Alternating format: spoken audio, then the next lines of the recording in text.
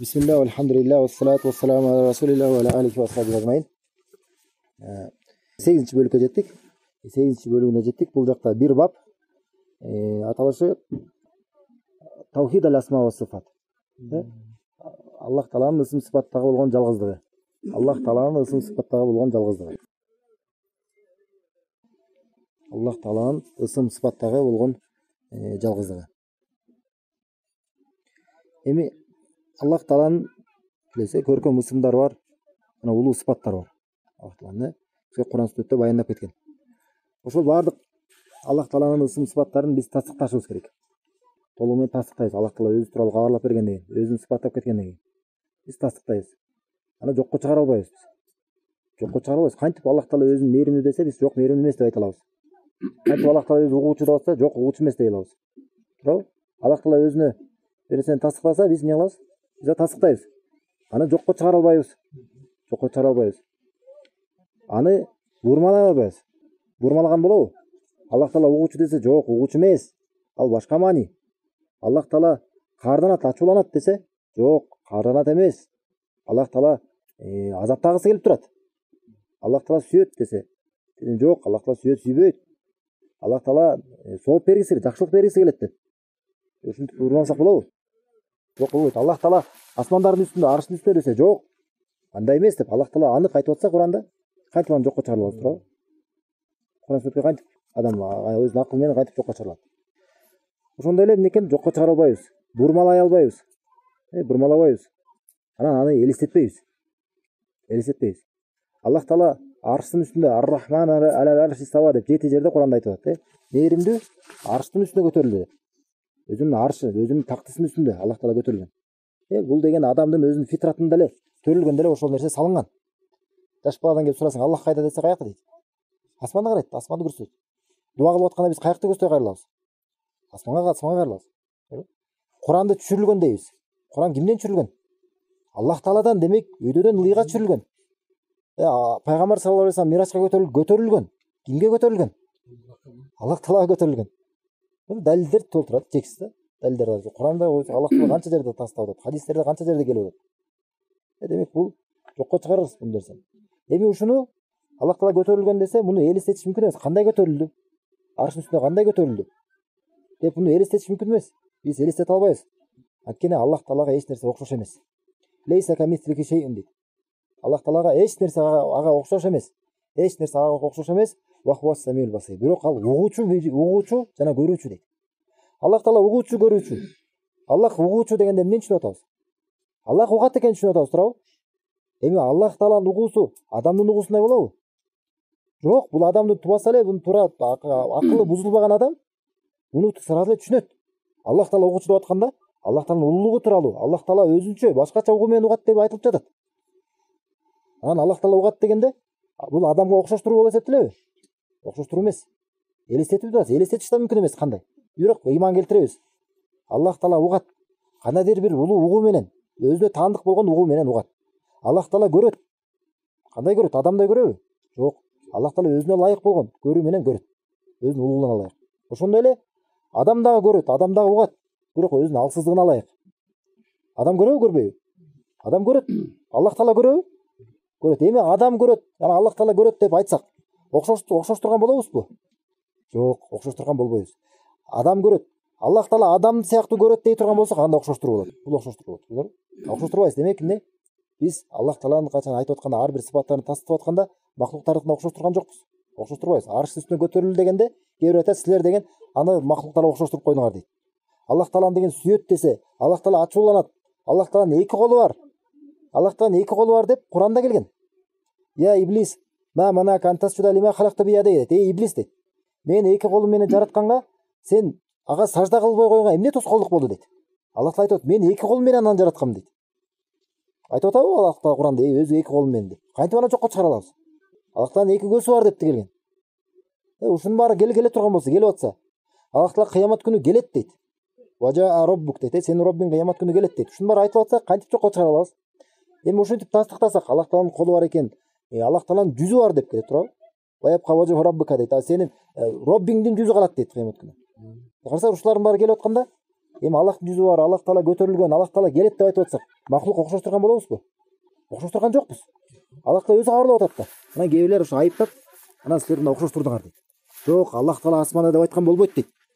Аллах таала кайда? Анда каякта десең? Аллах таала деген бардык жерде деп шапкандар бар. Аллах таала каякта болсо ошол бар жакта. Же кээ бирлер айтат, билбейм дегендер бар. Билбейм дегендер Абу Ханифа айткан, ким Аллах таала кайда десе, билбейм десе, бул капыр деген. Абу Ханифа радиаллаху анху айтат, рахматуллахи алейхи.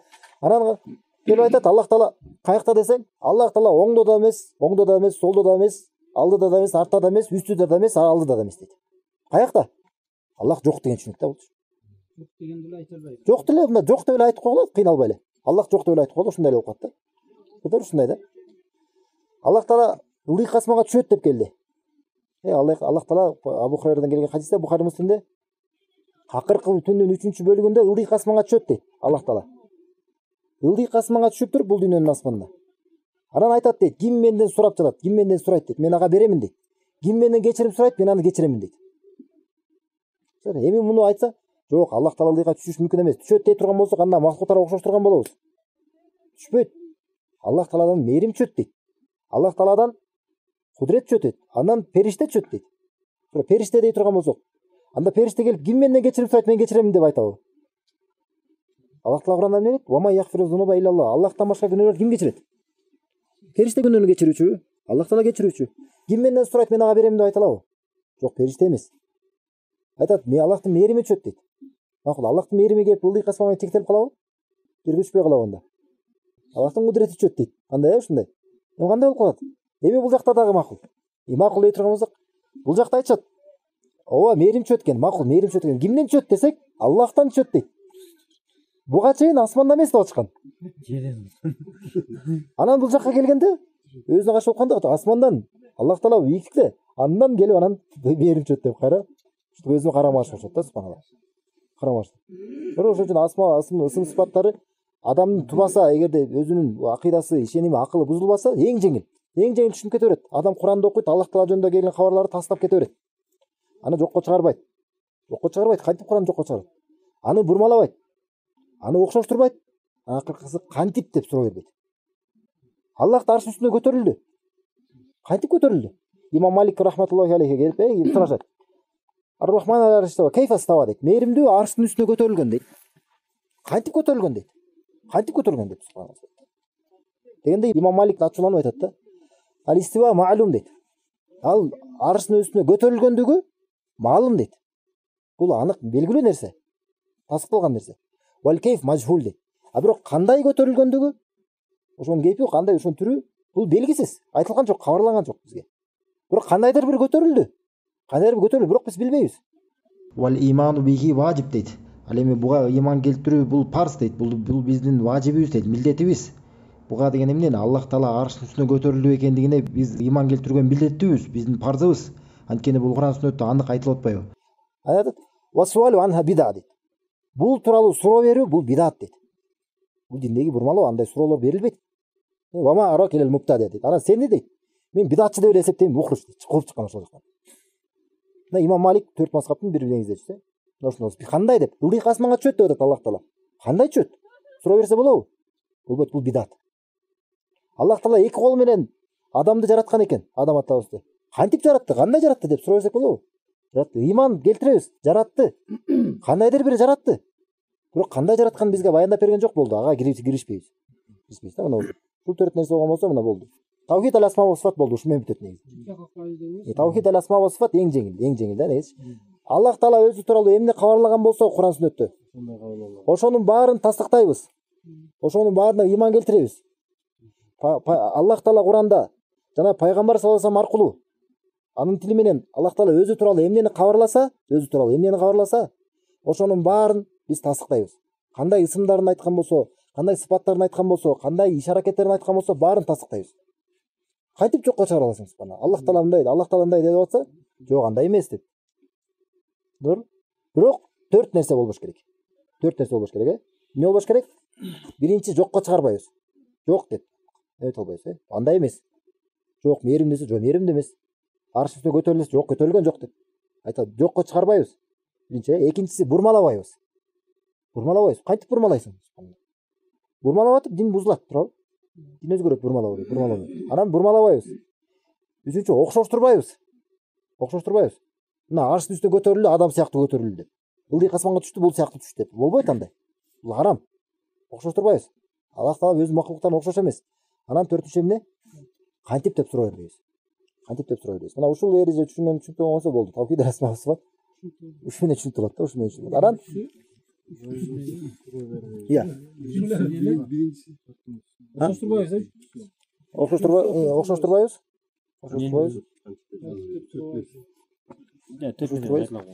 Биринчи мына Аллах Таала баардык кабарларын, баардык Аллах Таала өзү тууралуу эмнени айткан болсо, мунун баарына биз тастыктайбыз, ыйман келтиребиз. Анан эмнесиз жокко чыгарбайбыз. Жокко чыгаруу болбош керек, жокко чыгарбайбыз. Экинчи эмне дедик? Бурмалабайбыз. Үчүнчүсү окшоштурбайбыз макулуктарга, жаратылган нерселерге. Төртүнчүсү кантип деп суроо бербейбиз. Элестетпейбиз да ушул менен Аллах Тааланын ысым сыпаттары тууралуу адамдын акыйдасы, ишеними, итикады туура болот. Ушулардан эгерде бир жагынан кыйшайып кете турган болсо, болду, адашкан болот. Көрдүңбү? Аллах Таала өзүнө эмнени тастыктаган болсо, ошону тастыктайбыз. Ушунда жазып койсо болот да. Аллах Таала өзүнө эмнени тастыктаса, тастыктайбыз. Эмнени өзүнөн жокко чыгарса, жокко чыгарабыз. Бул дагы ушу байланыштуу да, эрежелер. Эмнени өзүнө тастыктап атат Аллах Таала? Мисалы Аллах Таала мээримдүү, Ар-Рахман Ар-Рахим, мээримдүү, Райымдуу, Ат-Тавваб, тоолор кабыл кылуучу, рызык берүүчү, Ал-Гафур, Ал-Гаффар, кечиримдүү деп өзүнө тастыктадыбы? Мисалы кыямат күнү келет деп тастыктап атат. Эмне деп? Аллах Таала сүйнөт деп хадистерде келет. Сүйнөт деп. Аллах Таала күлөт деп келип атат. Ушунун баарын эмне тастыктайбыз. Эмнени Аллах Таала тастыктаса, Кур'ан сүннөттө биз тастыктайбыз. Эмнени жокко чыгарса өзүнөн, анда биз жокко чыгарабыз. Эмнени жокко чыгарган Аллах Таала? Уйкуну жокко чыгарган. Үргүлөөнү жокко чыгарган. Ла та'худуху синатун ва ла наум дейт. Аны үргүлөө дагы, уйку дагы албайт дейт. Чарчоону, адилетсиздикти, зулумдукту. Ушунун баарын тең Аллах Таала өзүнөн жокко чыгарды. Демек биз дагы булар нерсени Аллахтан жокко чыгарабыз. Бул жакта бир бап. Ушул жакта ушунда эле айтпадыкпы, бир эле бап деп эдик. Бул деген жалпы эреже болчу, бул жакта шейх келтирген баптын аты ысым сыпаттарды жокко чыгаруу деп айткан. Демек жазбай эле койсо болот, жанагы эле болду. Тавхид ал-асма ва сифат койдору ошол эле жетиштүү. Бул пайгамбар саллаллаху алейхи вассалам учурунда эле ушундай адамдар болгон. Аллах Тааланын ысым сыпаттарын жокко чыгарышкан. Аллах Таала Кур'анда айтат: "Ва хум якфуруна бир-рахман" дейт. Алар Ар-Рахманга кафир болушат дейт. Аллах Тааланын Ар-Рахман деген аты бар го, мээримдүү деген. Ошону билбейбиз. Ар-Рахман деп сурашкан. Ал ким Ар-Рахман деп сурашкан. Бисмиллахир-рахманир-рахим жазып атканда Ар-Рахман деп жазба дешкен. Билбейбиз, аны тааныбайбыз деп. Аллахтан бир атын жокко чыгарышкан. Көрдүңүз, субханалла. Ушинтип бир атын жокко чыгаруу эмне болгон? Капырлык. Бул капырчылык болбойт да, андайчы. Вахум якфуруна бир-рахман. Көрдүңүз, ушул куфр болгондуктан китап таухидте ушул келген. Анан ушул бап көрдүңүз, асма ва сифат таухид китебинде бар экен. Бул менен дагы эмне түшүнөбүз? Таухидтин ушул түр таухид ал-асма ва сифат дагы китап таухидте келген. Кээбилер айтат да, китап таухид бул улухия боюнча эле дейт да. Таухиддин улухия боюнча дейт. Таухид рубубия дагы бар. Таухид ал-асма ва сифат дагы бар мында. Таухидтин 3 бөлүгү бар да мында. Таухид Аллахтын жалгыздыгы 3кө бөлүнөт. Биринчиси таухид ар-рубубия. Аллах Тааланын роббилигинде, Аллах Тааланын ошол робби зат экендигинде Аллахты жалгыздоо. Кандай? Аллах Тааланын өзүнүн иш аракеттери бар да. Аллах Таала жаратуучу, ырызкы берүүчү, өлтүрүүчү, тирилтүүчү, угуучу, билүүчү деген Аллахка таандык болгон сыпаттар бар го. Ошонун баарысын биз тастыктайбыз Аллах Таалага. Ошол сыпаттарында Аллах жалгыз деп билебиз. Бул таухид ар-рубубия деп аталат. Таухид ар-рубубия. Бул нерсени даже капырлар да жокко чыгарган эмес деп айттык, Нерсени капырлар да тастыктайт. Экинчи таухидтин түрү таухид ал-улухия. Дейт. Таухид илах деген сөздөн алынган да. Аллах Таала жалгыз Кудай болуусунда болгон жалгыздыгы. Ибадатка татыктуу болгондо жалгыздыгы. Жалгыз ибадатка татыктуу экендиги. Бул жактан болду. Капырлар бул жакта жокко чыгарган бул нерсени. Алар Аллахтын жалгызына эле өзүнө эле ибадат кылбайт. Таухид ал-улухиянын мааниси эмне экен? Жалгыз Аллахка ибадат кылуу. Бардык ибадат, бардык сыйынын баары тең жалгыз Аллахтын өзүнө арноо. Ушул таухидтин түрү боюнча пайгамбарлар анын коомдорунун ортосунда душмандык ушул боюнча болгон. Биринчи түрүндө эмес. Биринчи түрүн алар ансы деле тастыктаган. Мына ушул түрүндө душмандык болгон. Бул тавхид улухия экинчи түрү. Анан үчүнчү түрү мына ана карасак тавхид рубубия улухия дедик. Кээбилер айтат жок бидат дейт. Силер тавхидти Аллахтын тавхидин 3кө бөлүп атасыңар. Силер христиандарга окшошсуңар дейт. Христиандарда Аллахты 3түн бири деп айтат, ушунча дейт да. Кайдан таптыңар дейт. Бул Куранда келген. Тавхид 3кө бөлүнгөн. Кул аузу би раббин нас дейбиз. Айтканым мен жардам сурап кайрылам кимге? Адамдардын Роббисине. Роббин нас дейт. Маликин нас адамдардын падышасына, анан не? Илахин нас. Илах. Адамдардын кудайына дейт. Көрдүңөр? Башынчы аятта, биринчи аятта Роб деп келдиби? Үчүнчү аятта эмне деп келди? Илах деп келди. Илах менен Роб демек эки башка нерсе. Көрдүңөрбү? Илах деген эмне? Бул адамдар сыйынып жаткан зат. Роб деген ал жаратуучу зат. Көрдүңөр, демек Куранда ошо айырма бар экенин тасталып келип атат. Куранда бар бул нерсе. Анан бул Куранда толтура далилдер, анан жокко чыгарышат, анан өздөрү кайра ширкке түшөт тавхидти 3кө бөлгөндө. Анан үчүнчү тавхидтин түрү мына бул ажагын айттык. Аллах Тааланын өзүнүн көркөм ысымдарында жана улуу сыпаттарында Аллахтын жалгыздыгы. Аллахтын жалгыздыгы эч нерсеге окшош болбогондугу. Ошол тавхидтин 3 бөлүгү сөз адам ар бир мусулман муну билүүсү зарыл. Тавхид ал-асма ва сифат боюнча дагы кандай? Эмне суроолор түшүнбөстүктөр болуп бүтүрө түшүнүктүү болсо керек да. Ал-асма ва сифат негизи өзү жеңил эле негизичи. Негизи жеңил. Адам Куран сүннөттү окуганда Куранды окуп түшүнүп ошо ар бир аятта эле Аллах Таала өзү жөнүндө кабарлайт. Биздин жаратылгандагы максаттарыбыз бири Аллахты таануу. Аллах Таала өзү тууралуу таанытат. Анан ушу тавхид ал-асма ва сифатта адамдын катачылыктары болгон болсо, эң негизги максаттан кайып кетет. Эң негизги максаттан. Эмне үчүн жаратылган болсо? Аллахты тааныбайт. Аллах Таала кандай таанысы келген болсо, андай тааныбайт. Аллах Таала мээрим деп турса, Аллах Таала ачууланат, каарданат деп турса, жок, андай эмес. Аллах Таала аршынын үстүндө бийиктикте десе, жок, андай эмес. Аллах Таала күлөт деп келсе, Аллах Таала сүйнөт десе, жок, андай эмес. Эле жокко чыгарандар бар да, субхана, бурмалап. Ылыйк асманга чөйт десе, жок, андай эмес деп. Эме баягы ысымдарында. Ооба. Түнү кетип далилдеп бергендечи. Далил катары багана айтсак эле, мисалы рызкы берүүчү деген да. Кантип рызык берет деп сурайт да көбү. Ошондо бирөө жооп берет да, уктам мен оңой түшүнсүн деп баягы койпой сойгондо карын жарып көргөндө любой билет да, эми карынды. Баягы чөп немеге айланып атканбы ал бокко туурабы? Карында. Анан ошол жерден алып берет дейт да сүттүчү. Ошонун арасынан сүт чыгарды бир апаратым дейт. Куранда келген да, бен адамин ва фарсин деп неме. Ушундай Аллахтын неаматтарынан болгон дейт. Бул деген ошол неменин жанагы кыктын, ошол навоз менен кандын ортосунан дейт. Биз ушундай суусундук чыгардык дейт. Сүт, сайган ли шарибин дейт. Таза дейт. Холисан дейт. Таза дейт. Таза. Анан ичүүчүлөргө мындай даамдуу дейт да, мындайчы. Мындай рахаттанып ичишет дейт да. Бар экен анда айтсак. Бул Куранда келген, эми Куранда келген ошо Аллах Тааланын кереметтеринен да, болчу. Аллах Тааланын кудуреттүү. Көрөр кандай жана ачып көрсө ал жакта эмне кан чыгат. Же жана неме кырк чыгат да, жана чыгат да, чөп чыгат. Анан ошонун ортосунан таптаза кандын ошонун бөлүктөрү барбы? Кандын тамчылары жок, ошондой эле неменин дагы бөлүктөрү жок да. Анан холис таза дейт ошо. Ихластуулук деген ушул. Ихластуу деген таза дин. Ушундай. Холис деп ошону айткан да. Эми бул жакта түшүнүктүү болду, бул асма ва сифат боюнча. Аллах Тааланын кайсы гана ысымы болбосун, Аллах Тааланын бул жөн эле аталыштар эмес. Ушундай билиш керек. Аллах Таала Ар-Рахман десе, Ар-Рахман дедиби, мээримдүү дегенде, ал мээримдүү деген аты бар экен, бирок өзү мээримдүү эмес экен деген түшүнүк эмес. Аллах Таала мээримдүү деген аты болгондон кийин өзүнүн заты да ошондой. Мисалы мындай болуш мүмкүн да, бирөө Адлет болуш мүмкүн, аты. Адлет. Бирок өзү адлеттүү эмес болуш мүмкүн. Түшүнүш мүмкүн да, туурабы? Аллах Тааланын ысымдары андай эмес да. Аллах Тааланын ысымдары кандай болгонсо, өзүнүн заты да ошондой. Анан ар бир ысымынан сыпат алынат. Мисалы мээримдүү Ар-Рахман деген аты болгондон кийин, демек мээрим деген сыпаты бар. Туурабы? Ал-Гаффар деген кечирүүчү деген аты болгондон кийин, демек ал кечиримдүү деген, кечирет деген сыпаты бар. Көрдүңөр, ар бир ошону мисалы ар бир Ал-Хаким деген аты болгондон кийин, данышмандык деген сыпаты бар. Анан ошол сыпаттары өзүн махлуктарга таасир этет. Ошо өзүнүн мээрим менен ошо мээримин алат. Данышмандыктар менен өкүм чыгарат. Ушундай да, ар бир Аллах Тааланын сыпатын жөн эле бул аттар эмес да, жөн эле аттар эмес да. Мунун баарын мааниси бар да. Эми түшүнүктүү болсо керек, Түшүнүктүү. Болду. Анда кийинки бап,